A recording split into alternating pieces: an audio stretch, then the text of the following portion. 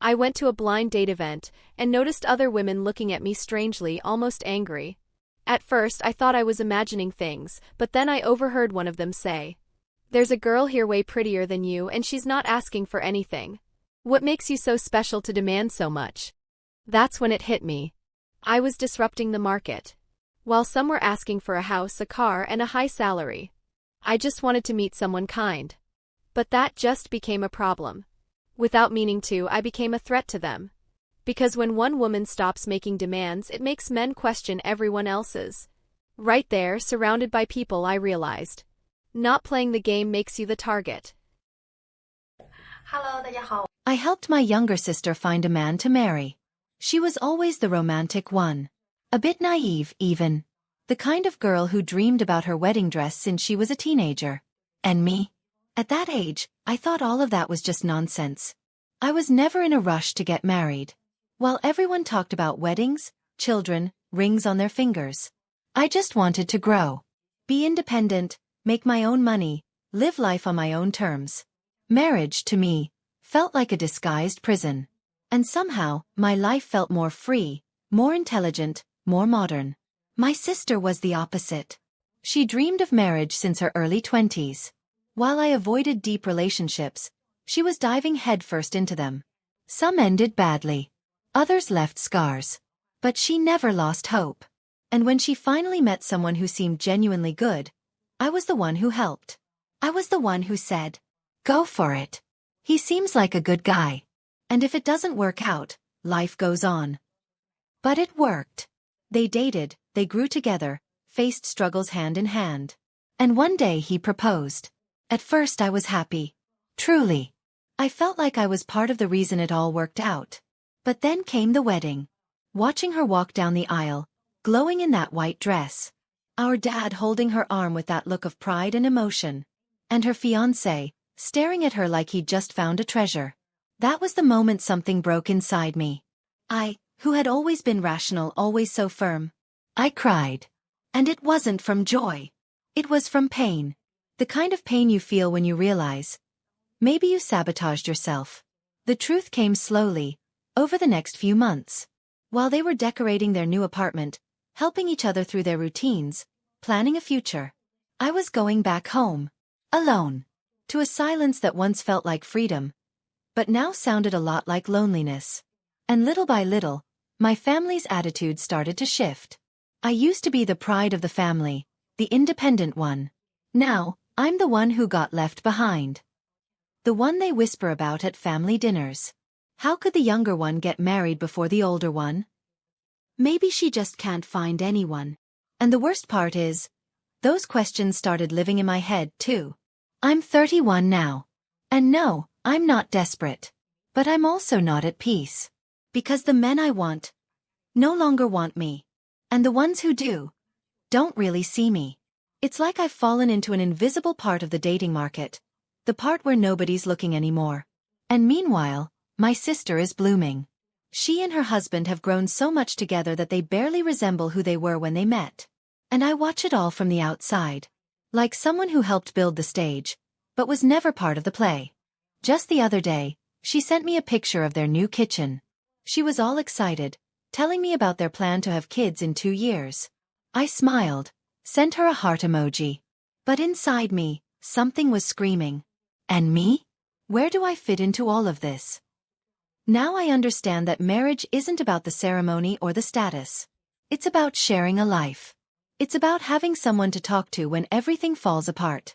Someone who knows exactly what you want to eat when you're upset. Someone who notices your small victories, the ones no one else sees. And yes, I regret it. Not that I didn't get married young, but that I treated love like something optional. Something I could figure out later. No one told me relationships take time. You can't just plant a seed and expect it to bloom overnight. Real love grows slowly. And now, at 31, 32, finding someone willing to build that from the ground up is rare. Most people are already hurt. Or tired. Or stuck in the same mindset I used to have. I want everything, but I'm not willing to give anything up.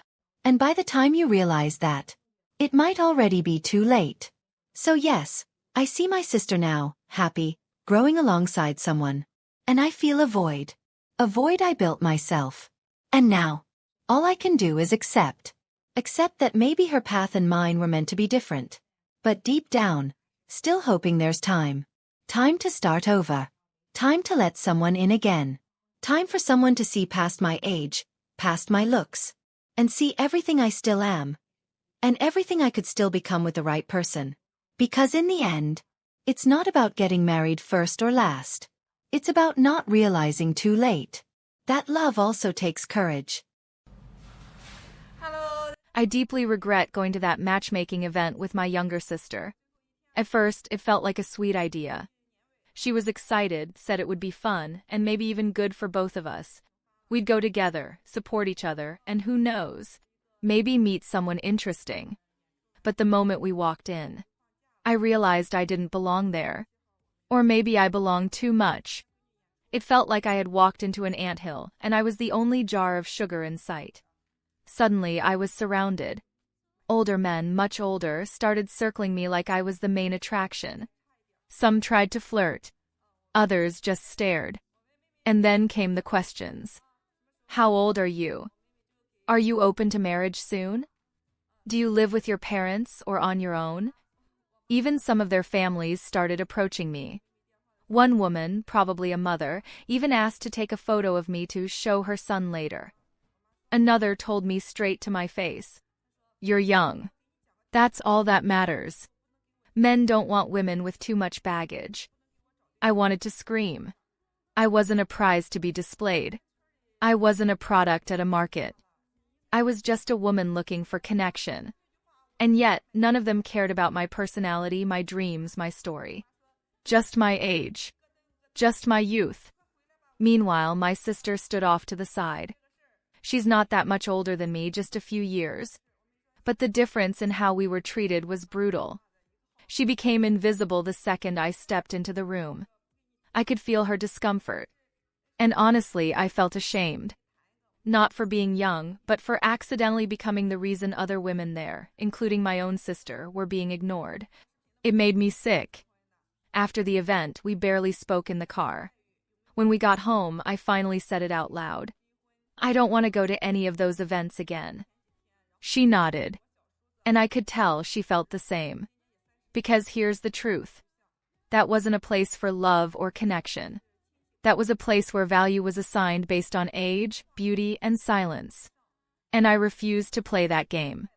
All the men there were older, too much older. None of them matched who I am, how I think, or what I want in life. But they didn't care. Because in their eyes, youth is enough. And that terrifies me. Because I know one day I'll be on the other side of that room. I'll be the woman who gets overlooked. The one whose voice is too loud. Whose expectations are too high. Whose value is questioned just because she aged. And when that day comes, I don't want to look back and realize I helped feed the system that hurt me later. I want love that's built on more than age and appearance. I want someone who's drawn to me for my fire, my kindness, my mind. Not just my skin or the number on my ID.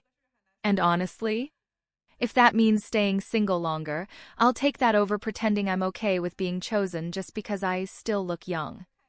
So no, I won't be going to another event like that. I won't be the bait in a room full of desperation. And I won't keep quiet just to make men feel like they don't have to grow up. Because real love shouldn't feel like being hunted. It should feel like being seen. Hello， 大家好。 I went to a blind date event with my older sister, and we ended up in a huge fight. The plan was to go together, support each other, you know?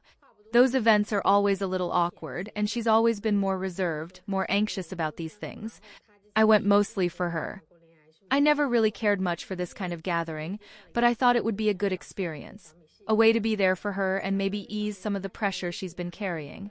When we arrived, I could instantly feel the tension in the air. The women were nervous, guarded. The men, distant. Everything felt transactional. Height, income, property, like love had turned into a negotiation table. When one of the guys approached me, I was just myself. We talked, laughed, and I didn't bring up any demands. No dowry, no house, no income expectations. I just wanted to connect. That's all. But after the event, my sister pulled me aside, visibly upset. Her eyes were filled with frustration, and she said, "You're young, pretty, and you came here saying you don't want anything. Do you have any idea what you just did?" I replied, a little confused. "What do you mean?" "I was just being real." And then she snapped. "You're messing up the market. You're ruining what little we have left. When you show up saying you don't need a house, a car, or security, all the men here start thinking, why would I offer anything when there's someone younger who expects nothing?" In that moment, I felt guilty, without even knowing what for. I was just being honest. But to her, that honesty was betrayal. She went on. "Women like me were over 30. Society already calls us leftovers. We try to keep some dignity by setting basic expectations. Because if we don't ask for anything, we get discarded even faster. But you just showed them they don't need to try anymore. That they can just wait for someone like you." It was hard to hear. Because I never wanted to compete with her. Never. But that day, for the first time, I saw how the dating world isn't just about feelings. It's about status, appearance, timing. And the older a woman gets, the more she feels she has to negotiate smart. At least, that's how the system makes it seem. Since that event, things have been different between us. She stopped including me in conversations, never mentioned when she had other dates. She started keeping her world to herself, as if I had taken something from her that I never even asked for. And I started realizing. To her, I'm not just the younger sister. I'm the living reminder of what she once was, and maybe of what she feels she no longer can be. And no matter how much I try to explain or apologize, the wound is there. Because, to her, I broke the rules of a game she's been trying to win for years.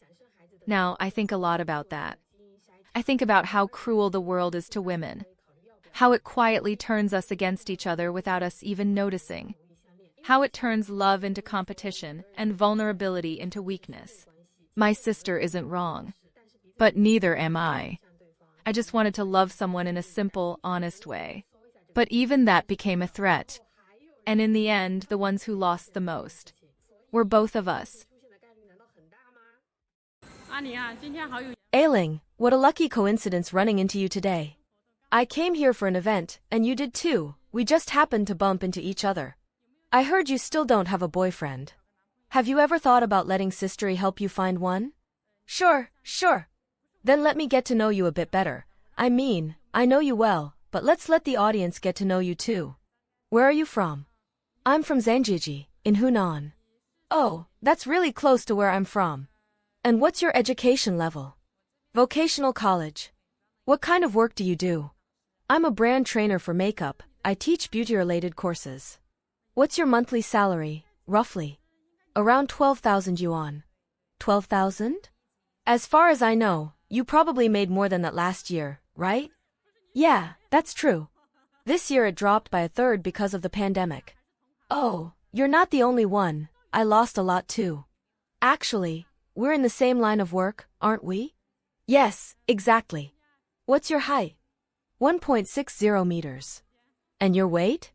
52 kilograms. How many relationships have you been in? 2. How long did they last? One was about 6 months, the other around a year. Why did they end?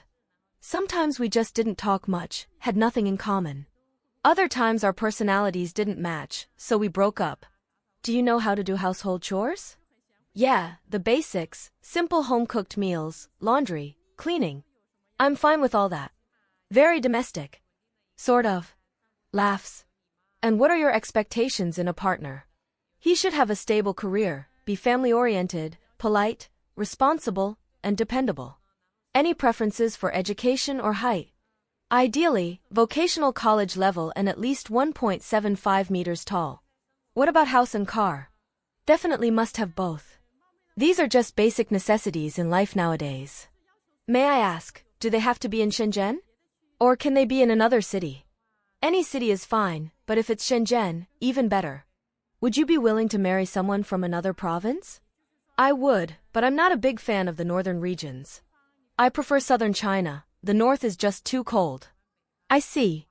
Any income expectations? In the south, at least 20,000 yuan per month. Anything else you'd like to add?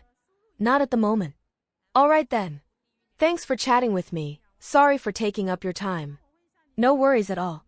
Bye. And in the end, maybe the problem isn't really a lack of men. Because men, well, there are still millions of them.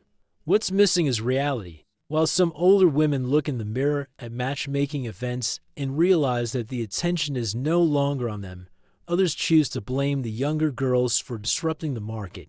And the irony? Many of these younger women aren't even asking for dowries or a house or a car. They just want someone who truly likes them. And that's when the frustration explodes. The sister who always avoided serious relationships suddenly sees her younger sibling getting married first. The one who thought beauty and youth would last forever now feels invisible at an event where all the men's eyes shine, just not for her. So here comes the uncomfortable question.